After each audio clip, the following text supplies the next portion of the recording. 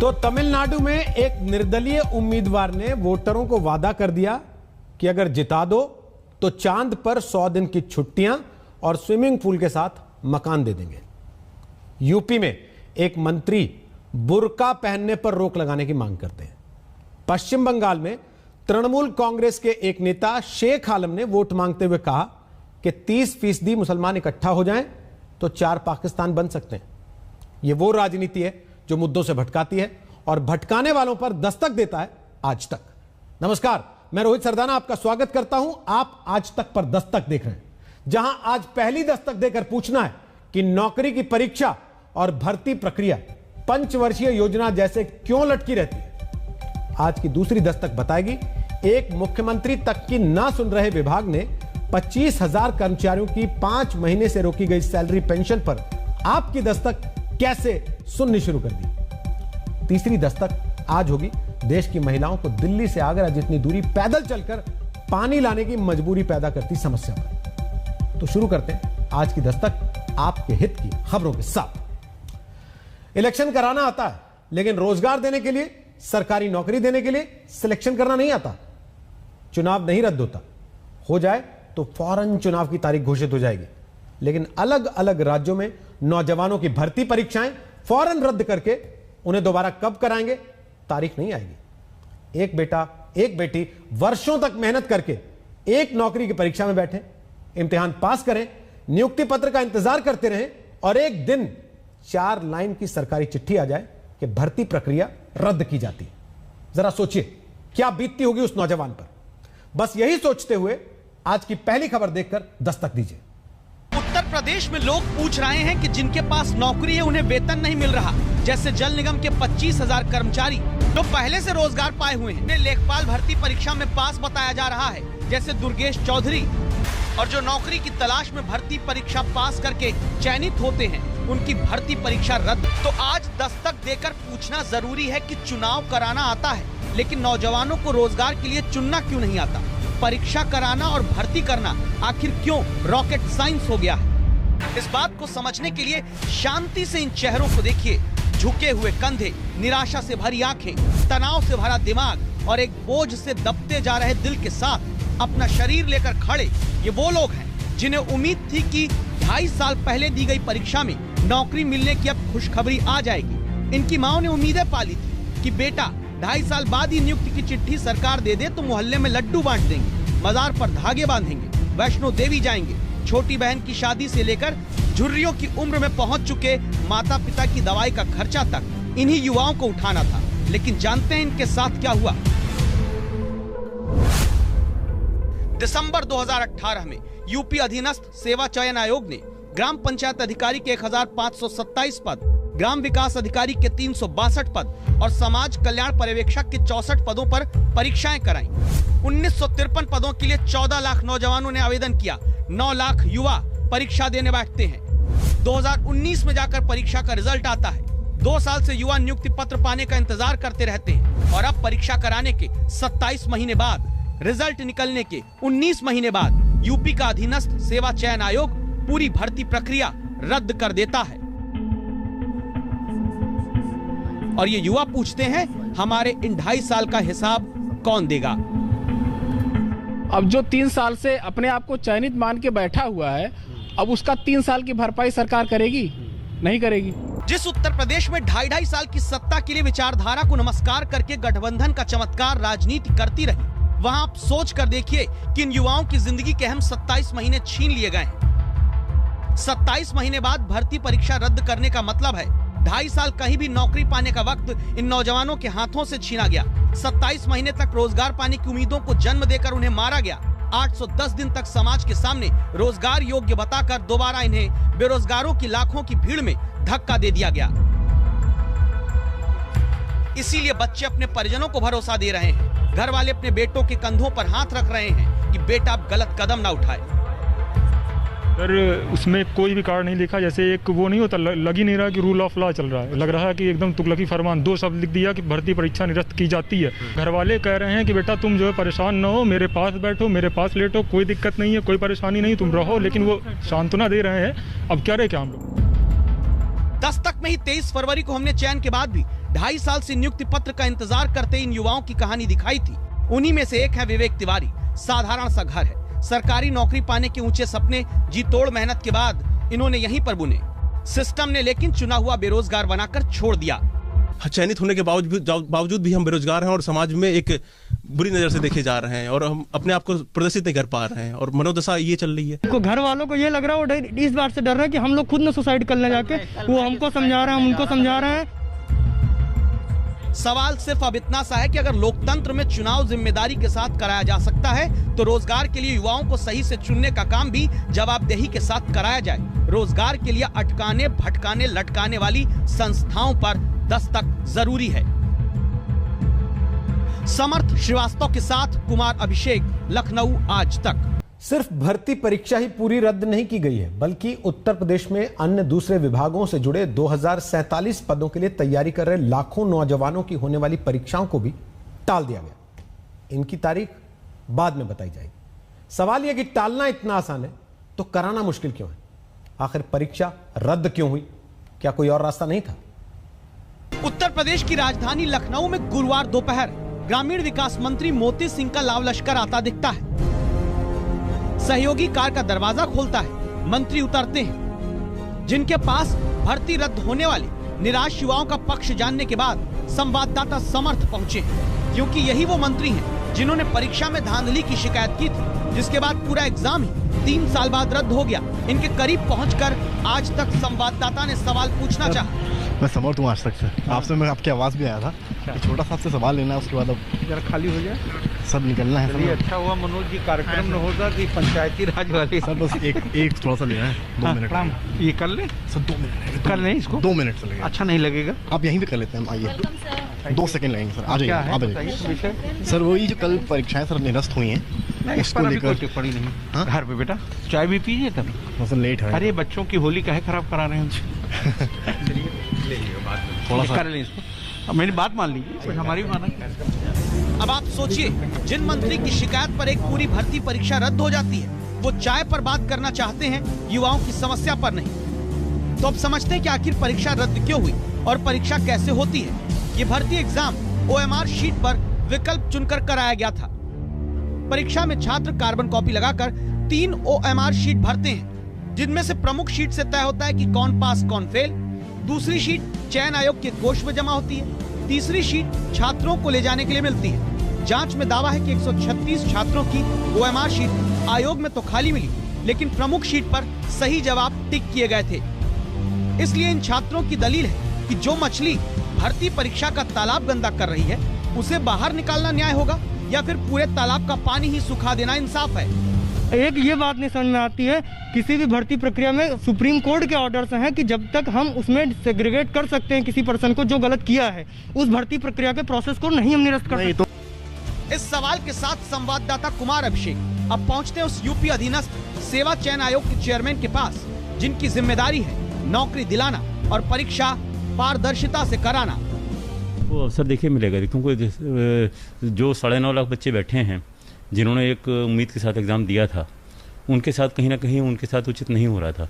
तो जो भी है, जो गलतियां हुई हैं, कमियां हुई हैं, वो एसआईटी की इन्वेस्टिगेशन पूरा होगा, उसमें पूरी बात निकल के आएगी। लेकिन इतना निश्चित है कि उसमें गलतियां हुई हैं। मामले में अभी तक न तो कोई शख्स पकड़ा गया, नहीं इस मामले में न तो गलत व्यक्ति से पूछ रहे हैं, ये मेरे ख्याल से आपको जो जांच एजेंसी उनसे पूछना। जिसने गड़बड़ी की उसे अब तक नहीं खोज पाए, बस भर्ती प्रक्रिया सीधे रद्द कर दी। जांच 2019 से जारी है। नौकरी पाने के लिए जवाबदेही क्या सिर्फ ईमानदार छात्रों की ही रहेगी या उन संस्थाओं की भी तय होगी जिनके भरोसे हर एग्जाम करा के रद्द किए जाते हैं। समर्थ श्रीवास्तव के साथ कुमार अभिषेक, लखनऊ आज तक। इसीलिए आज की ये रिपोर्ट देखने के बाद दस्तक ये है कि जो भर्ती परीक्षा रद्द की जाती है उसे वापस कराने का शेड्यूल भी तुरंत तय होना चाहिए। सरकारी नौकरियों में विज्ञापन से नियुक्ति तक का समय तय होना चाहिए। जिनके कारण भर्ती में धांधली हुई, उन्हें भी तय वक्त में जांच कर सजा मिलनी चाहिए। भर्ती प्रक्रियाओं को लटकाने वाले अधिकारी और मंत्री पर सरकारी कामकाज में बाधा पहुंचाने का केस चलाया जाना चाहिए। आप अगर इस दस्तक से सहमत हैं तो अपनी राय #दस्तक के साथ ट्वीट करिए। सोशल मीडिया के जरिए अपनी राय हम तक पहुंचाइए। सरकार तक पहुंचाइए, क्योंकि आपकी दस्तक असर डालती है। यूपी में काम नगद सैलरी उधार कराने वाले जल निगम के अधिकारी मंत्रियों की नीतियों पर कल आपने और हमने मिलकर दस्तक दी थी, जहां हमने दिखाया था कि 25,000 कर्मचारियों को 5 महीने से वेतन पेंशन नहीं दिया जा रहा। आज तक पर कल यह खबर दिखाए जाने के बाद हजारों लोगों ने ट्वीट रिट्वीट करके संबंधित विभाग के मंत्री अधिकारियों से सवाल पूछे। असर यह हुआ कि 1 महीने का वेतन पेंशन विभाग ने जारी किया है, लेकिन कर्मचारियों को कृपा नहीं, अपना अधिकार चाहिए, इसलिए दस्तक आज भी जारी है। खबर को दिखाकर भूलता नहीं दस्तक, खबर को अंजाम तक पहुंचाता है दस्तक। इस कांपती देह को मिलने वाली पेंशन रोकने वाले उत्तर प्रदेश जल निगम विभाग पर आपने बुधवार को दस्तक दी। सितंबर से अपने वेतन और पेंशन के लिए अपने विभाग के आगे प्रदर्शन को लाचार कर्मचारियों की खबर आज ने बुधवार रात 10 बजे दस्तक में दिखाई। योगी सरकार के कई विभाग ऐसे हैं जिसमें इस वक्त वेतन अल्लाह जानता है भैया कैसे चलता है, किस तरीके से आपको बताएं, कैसे खोल के दिखाएं, क्या करे। हाँ, जैसे हो सकते वैसे करते बेचारे इधर उधर कर करा के कि अपनी अम्मा का इलाज जरूर करें। एक विभाग जल निगम है। 20 किलो वजन घट गया बीमारी की वजह से, डॉक्टर कहता है आपके ऊपर शुगर का भी इफेक्ट हुआ, आप दवा नहीं खा रहे हैं या आप ब्लड प्रेशर की दवा नहीं ले रहे। मैं उनसे क्या कहूँ कि भीख मांग के लाऊं या कहाँ से लाऊं? कई कर्मचारियों को पिछले कई महीनों से न तो वेतन मिल रहा है और बुजुर्गों को पेंशन भी नहीं मिल रहा। सांस चल रही है, शरीर चल रही है, प्राण निकल नहीं रहे हैं, बस इतना है। अब जानकारी आई कि इन कर्मचारियों के कई महीने से रुके सैलरी पेंशन में 1 महीने का हिस्सा जारी किया जा रहा है, जो ऊंट के मुंह में जीरे जितना कर्मचारी मानते हैं। हमारा 1 महीने से काम कैसे चलेगा? बहुत से कर्मचारियों ने बैंक से लोन ले रखा है, 4-5 महीने किस्त नहीं जमा हुई है, तो पूरा पैसा तो जिन्होंने लोन ले रखा है 4-5 महीने की किस्तों में चला जाएगा। 4-5-6 महीने का किराया, जो किराए के मकान में रहते हैं किराया बाकी है, वो किराया दे देंगे, चला जाएगा। जिनके घर में बीमारी अकारी है वो इलाज नहीं करा पा रहे हैं, तो उसमें से कुछ पैसे से इलाज कराएंगे। जिनके बच्चों की फीस नहीं जमा हो पा रही, नाम कट गया, तो उनको फीस ही जमा करने भर को होगा। तो हमारे लिए तो 1 महीने की सैलरी ऊंट के मुंह में जीरा जैसा है। हमने दस्तक दी थी इस खबर को लेकर के, और उसके बाद आज कुछ लोगों के अकाउंट में 1 महीने की सैलरी गई है, लेकिन अभी भी पूरे उत्तर प्रदेश में होली के पहले सभी के खाते में उनकी 1 महीने की भी सैलरी पहुंच जाए, ऐसा मुमकिन नहीं है। लेकिन अभी भी इनके 4 महीने और 5 महीने का पेंशन और सैलरी दोनों बकाया है। हैरानी की बात यह कि 1 महीने से ज्यादा वक्त में 3 बार अधिकारियों को सैलरी तुरंत जारी करने का निर्देश खुद उत्तर प्रदेश के मुख्यमंत्री दे चुके हैं, लेकिन अब आज तक की दस्तक के बाद सिर्फ 1 महीने की सैलरी देने वाले विभाग को जगाने का काम हम लगातार करते रहेंगे। कुमार अभिषेक, लखनऊ, आज तक। असली मुद्दों से ध्यान भटकाने वाली सरकारों के कारण कीमत आम जनता चुकाती है। कैसे? इसे ऐसे समझिए कि आपके घर, सोसाइटी, मोहल्ले में तो पानी आराम से आ जाता है, बच्चों को पूल में खेलने के मौके भी मिलते हैं, होली में रेन डांस भी आप कर लेते होंगे, और गर्मी से राहत ना मिले तो वाटर पार्क जाने से भी आप नहीं हिचकते। लेकिन क्या आपको पता है, हमारे देश में हर महीने लाखों महिलाएं सिर्फ पानी भरने के लिए दिल्ली से आगरा जितनी दूरी पैदल तय करती हैं। राजस्थान से संवाददाता शरद कुमार की दस्तक देती ये रिपोर्ट देखिए। आपकी टीवी स्क्रीन पर ओझल दिखती महिला की तरह ही दावा है, जल संकट नहीं संभला तो भविष्य में आपके हिस्से का पानी भी ऐसे ही ओझल हो जाएगा। और तब तस्वीर कैसे होगी, इसे समझने के लिए 2 मटकी हाथ में लिए पैदल चली आ रही दौसा की गीता को देखिए। पैर घिस जा रहे हैं, जहां गले की प्यास बुझाने में पानी के लिए तलाश को पैदल चलते हुए, क्योंकि साफ और मीठे पानी का स्रोत घर से 2 से 3 किलोमीटर दूर, और ये कहानी राजस्थान की राजधानी जयपुर से सिर्फ 70 किलोमीटर दूर की, जहां 2 किलोमीटर दूर आकर पानी भरने के बाद ही यूं पैदल पानी घर तक वापस ले जाना है। और इस तस्वीर को देखकर आप सोचिए कि रोजमर्रा की जिंदगी में क्या आपके लिए ऐसा करना संभव हो सकता है? बहुत दूर से लाते हैं, कभी खांसी है कभी खांसी। यहाँ पीने का पानी है ही नहीं? नहीं, यहाँ पीने का पानी है ही नहीं। रोज लेके आते हैं ऐसे? रोज लेके आते हैं ऐसे। हमारे देश में जहाँ 10 साल पहले 15,000 नदियाँ थी, वहाँ 4,500 नदियाँ सूखकर बरसाती नदी के रूप में रह गयी। इसी जल कटौती ने दौसा के कालखो में कोमल को शादी के बाद पानी पैदल भरकर लाने का संकट दे दिया। पीने की पानी की समस्या कितना गंभीर है इसका अंदाजा आप लगा सकते हैं कि जिस मोटरसाइकिल पर बैठकर लोग काम करने के लिए जाते हैं वो पानी लाने का काम आ रहा है। देखिए इस तरह से लोग मोटरसाइकिल पर बैठकर पानी लाने के लिए आते हैं। घूंघट में महिलाएं इतने सारे पानी के बर्तन लेकर एक साथ निकलती हैं। ये रोज का काम है आपका? हाँ। कितना दूर चलना पड़ता है? 2 किलोमीटर। 2 किलोमीटर से पानी लेने रोज आती हैं? डेली आते हैं। तो इतना सारा पानी का बर्तन उठा के पानी भर के चलने में तकलीफ होती होगी? होती है, कई बार बर्तन गिर जाते हैं घूंघट में। रोज 2 किलोमीटर आना और 2 किलोमीटर जाना यानी 4 किलोमीटर रोज पानी भरने के लिए पैदल चलना। दिन में औसत 2 बार पानी भरने आना जाना पड़ता है, यानी एक दिन में कुल 8 किलोमीटर पैदल चलना पानी भरने को। इस तरह महीने में ये महिलाएं कुल 240 किलोमीटर की दूरी पानी भरने के लिए पैदल चलकर पूरी करती हैं। मतलब ये हुआ कि एक महीने में पानी के लिए इन महिलाओं को दिल्ली की कुतुब मीनार से आगरा के ताजमहल तक पैदल जाना पड़ता है। और ये पानी की परेशानी बच्चों तक पर भारी पड़ रही है। नेहा पिता के साथ मोटरसाइकिल पर पानी भरने आती है। पहले पैदल आना पड़ता था। पानी की ये जरूरत पढ़ाई पर भारी पड़ती है। कभी कभी तो बारिश का पानी इकट्ठा करके उसमें खारा पानी मिला के पीना पड़ता है और बहुत परेशानियां हैं। हमारी पढ़ाई भी अधूरी रह जाती है बीच में पानी लाने के लिए। भारत में करीब 60 करोड़ नागरिकों की जिंदगी में पानी की ये समस्या कांटे की तरह चुभ रही, खासकर तब जबकि गर्मी बढ़नी शुरू होती है। जल स्रोत सूखते हैं और पानी भरने आना, पानी भर कर ले जाना जीवन दुश्वार करता है। तो इस रिपोर्ट को कवर करने के बाद संवाददाता शरद कुमार जयपुर पहुंचते हैं, जहां सरकार बोर्ड पर नारे लिखवाती है कि जीवन का रंग जल के संग। लेकिन दौसा से आने वाले मंत्री पानी पर सवाल अफसर के लिए टाल जाते हैं और अफसर क्या करें, परेशानी है तो वाले मूड में नजर आते हैं। एमएलए साहब से बात करो पानी की। दौसा की बात नहीं हुई अभी। नहीं, काला खोप की बात है। गाँव में गया था मैं। हाँ 2 मिनट रुक जाइए सर। हाँ तो सर कई गाँव में जानकारी नहीं काला खोप की। नहीं, कलक साहब से बात करो काला खोप। सर ये दौसा के कई ग्रामीण इलाकों में गया था मैं काला खोप का। वहाँ पानी की समस्या पूरे जिले में पूरे जिले में। हाँ। जल संकट पर बोतल बंद पानी पीने वाले मंत्री अफसर फाइलों में दिखाते हैं कि टैंकर पहुंचता है इन महिलाओं तक और हकीकत इन दावों पर पैदल नजर आती है। राजस्थान में पानी की अहमियत का अंदाजा इस बात से लगा सकते हैं कि लोग कहते हैं घी ढूले तो ढूले पानी ना ढूले, लेकिन इसके साथ ही पानी के लिए लोग कहते हैं रब रूठे तो रूठे राज ना रूठे। लेकिन यहाँ पर रब से ज्यादा राजनेता और अधिकारियों की वजह से लोग पानी के लिए मारे मारे फिर रहे हैं।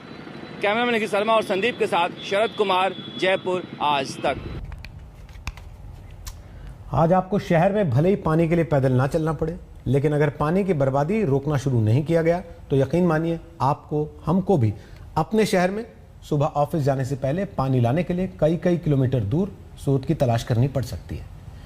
क्योंकि भारत 10 साल पहले ही भीषण जल संकट के पैमाने पर आ चुका है। अंतर्राष्ट्रीय मानक कहते हैं कि अगर एक व्यक्ति के लिए 1700 क्यूबिक मीटर से कम पानी है तो वो देश जल संकट की चपेट में है, जबकि भारत में प्रति व्यक्ति 1486 क्यूबिक मीटर पानी ही मौजूद है। हालात यही रहे तो भविष्य में हवा, कोहरा और समुद्र से इस्तेमाल करने लायक पानी बनाना पड़ेगा। इजराइल से लेकर दक्षिण भारत में कई ऐसे प्रयास पानी को तैयार करने के शुरू भी हो चुके हैं, लेकिन ऐसी नौबत भविष्य में ना आए इसके लिए जरूरी है कि पानी का संरक्षण करें, उसे बर्बाद ना करें। पिछले साल 10 मार्च को होली का त्योहार था, लेकिन होली के रंग में कोरोना ने भंग डाल दिया था। 1 साल बाद एक बार फिर होली का त्योहार सामने है और एक बार फिर इस पर कोरोना का ग्रहण साफ दिखाई दे रहा है।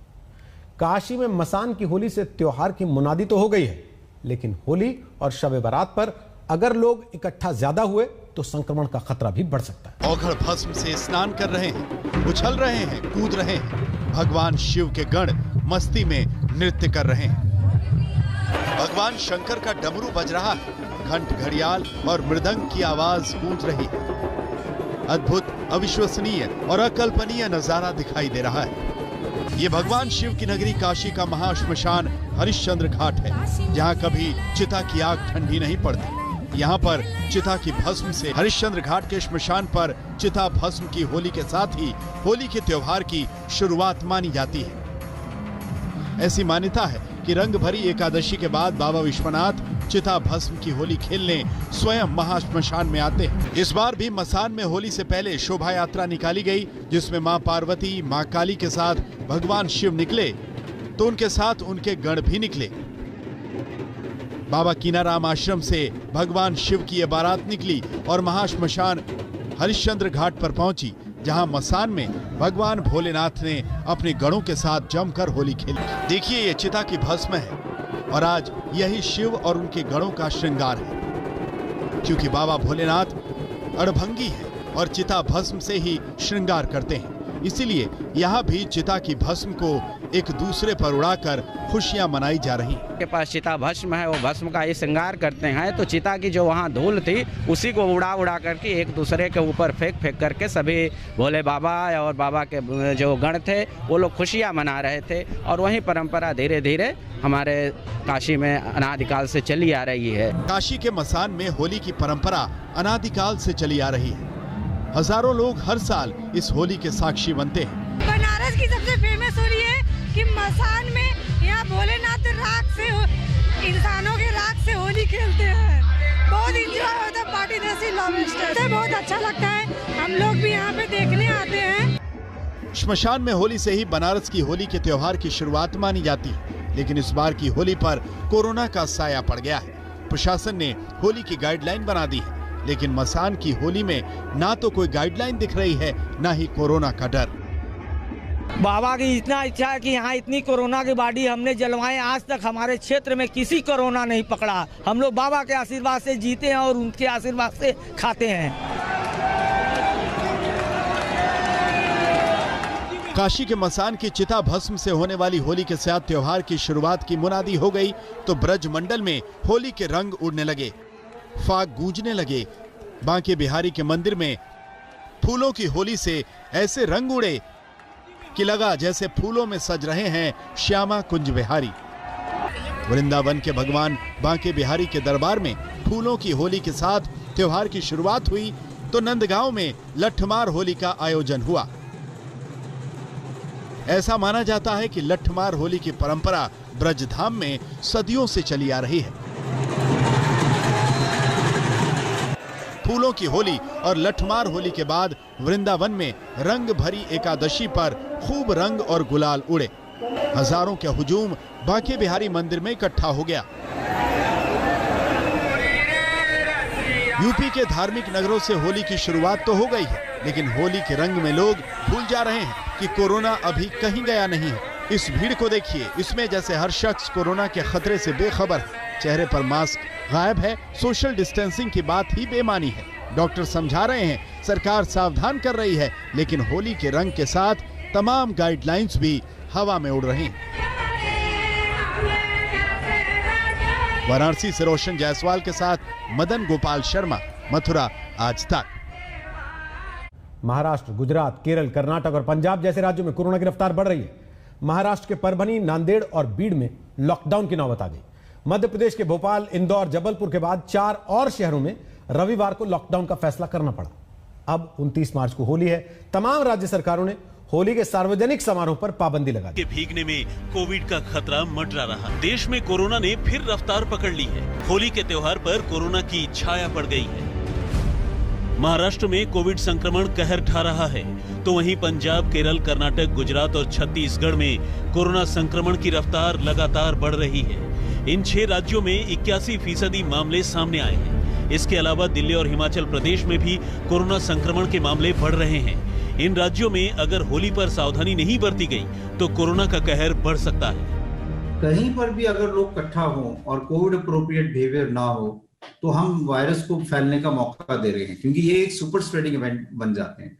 तो कोई भी ऐसा इवेंट हो उसको हमें जितनी कोशिश हो सके रोकने की कोशिश करनी चाहिए, क्योंकि ये एक सुपर स्प्रेडिंग इवेंट बन सकता है और जब केसेस बढ़ रहे हैं तो ये एक जरूरी कदम है। बुधवार को देश में कोरोना संक्रमण के कुल 53,364 केस सामने आए।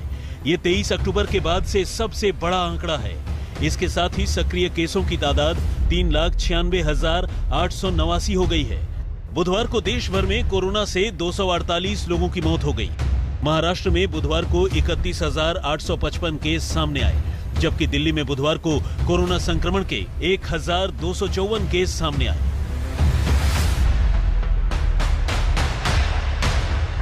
होली के त्योहार के ठीक पहले दिल्ली में कोरोना संक्रमण की रफ्तार बढ़ गई है। लगातार 2 दिनों से 1,000 से ज्यादा लोग कोरोना पॉजिटिव मिल रहे हैं। मौतों का आंकड़ा भी बढ़ रहा है। बाजार में भीड़ है तो लोग सावधानी भी बरत रहे हैं। ऐसी भीड़ भड़के वाली जो दुकानें हैं, जो मार्केट्स हैं, यहाँ पर ज़्यादातर कोविड फटीग जिसको कहते हैं वो देखा जा रहा है। आप मेरे पीछे देख सकते हैं कि काफ़ी लोग यहाँ पर जुड़े हैं। सिविल डिफेंस वॉलंटियर्स यहाँ पर हैं ताकि वो लोगों को जागरूक कर पाएं। कोरोना अभी नहीं गया है और अमूमन यहाँ पर लोगों को मास्क पहनने की हिदायत दी जा रही है, लेकिन कई ऐसे भी लोग हैं जो नहीं सुनते, जिन पर फाइन लगाए जाते हैं।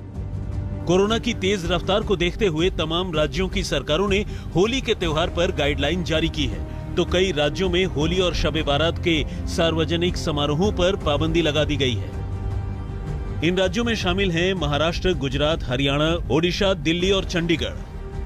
पंजाब में कोरोना के न्यू यूके स्ट्रेन के मामले बढ़ते जा रहे हैं। मोहाली में सिविल अस्पताल में कोरोना के 115 सैंपल पॉजिटिव निकले, जिनमें से 106 मामले न्यू यूके स्ट्रेन के हैं। कल पंजाब में होला मोहल्ला है, आगे होली का त्योहार है, चिंताएं बढ़नी स्वाभाविक हैं। होली का त्योहार है और होला मोहल्ला कल आनंदपुर साहिब में मनाया जाएगा। तो दूसरी तरफ पंजाब में चिंता का विषय बना हुआ है कोरोना की सेकेंड वेव, और इस सेकेंड वेव में यूके का जो नया वेरिएंट है कोरोना का, न्यू स्ट्रेन है, वो कहीं ना कहीं पंजाब में उसकी पुष्टि हो चुकी है। और पुष्टि इस कदर हुई है कि 81% यानी कि 100 में से 80 से ज्यादा मामले नए स्ट्रेन के हैं। 29 मार्च को होली है और उससे पहले कोरोना का कहर बढ़ गया है। होली से पहले ही देश के करीब दर्जन भर राज्यों में खतरे की घंटी बज गई है। सरकारें लोगों से घरों में ही त्योहार मनाने की अपील कर रही हैं। दिल्ली में मिलन शर्मा के साथ सत्येंद्र चौहान, चंडीगढ़। कोरोना एक बार फिर से रफ्तार पकड़ रहा है तो इसके पीछे लोगों की लापरवाही भी है। सोशल डिस्टेंसिंग तो लोग भूल चुके हैं, मास्क भी लगाना लोगों ने कम कर दिया। ऐसे में कोरोना पर रोक भला कैसे लगेगी? होली और शब-ए बारात पर कोरोना संक्रमण कहीं और न बढ़ जाए, इसके लिए राज्य सरकारें नई गाइडलाइंस बना रही हैं और लोगों से घर में ही त्योहार मनाने की अपील कर रही हैं। भगवान राम की नगरी अयोध्या में रंग भरी एकादशी के साथ ही होली के त्योहारों की शुरुआत हो गई। साधु संत रंग और अबीर में नहा उठे, जमीन से लेकर आसमान तक सतरंगी हो गया। पिछले साल ही 25 मार्च को रामलला अस्थायी मंदिर में विराजे थे। इस नाते इस साल होली पर साधु संतों का आनंद बढ़ गया। देश भर में होली के त्योहार की शुरुआत हो गई है, लेकिन इसके साथ ही चिंताएं भी शुरू हो गई हैं। उत्तर प्रदेश में कोरोना संक्रमण तो काबू में है, लेकिन डर है तो बाहर से होली पर घर आ रहे लोगों से। दूसरे शहरों से उत्तर प्रदेश आ रहे लोगों का रेलवे स्टेशन, एयरपोर्ट और बस डिपो पर टेस्ट हो रहा है। लखनऊ में होली पर रेन डांस पार्टी और होली के सार्वजनिक समारोहों पर पाबंदी लगा दी गई। यूपी सरकार ने 60 साल से ज्यादा और 10 साल से कम उम्र वालों को होली पर सार्वजनिक समारोहों से बचने की नसीहत दी है। मध्य प्रदेश और राजस्थान सरकार ने भी लोगों से घर में ही होली और शब-ए बारात मनाने की अपील की है। इस बार होली पर कोरोना की छाया बाजारों पर भी दिखाई दे रही है। कोरोना के नाम से पिचकारियां भी बाजार में आ चुकी हैं। संदेश साफ है कि त्योहार मनाइए, लेकिन जान जोखिम में मत डालिए। अयोध्या में बनवीर सिंह के साथ देवंकुर, जयपुर। आज तो दस्तक में आज के लिए इतना ही। कल आपसे फिर मुलाकात होगी एक नई दस्तक के साथ। तब तक के लिए अपना ख्याल रखिए। नमस्कार। नमस्कार, मैं हूं अंजना ओम कश्यप। हमें उम्मीद है ये वीडियो आपको पसंद आया होगा। लेटेस्ट खबरों के लिए यूं ही देखते रहिए आज तक, और इस वीडियो के पसंद आने पर लाइक, शेयर एंड सब्सक्राइब करना ना भूलें।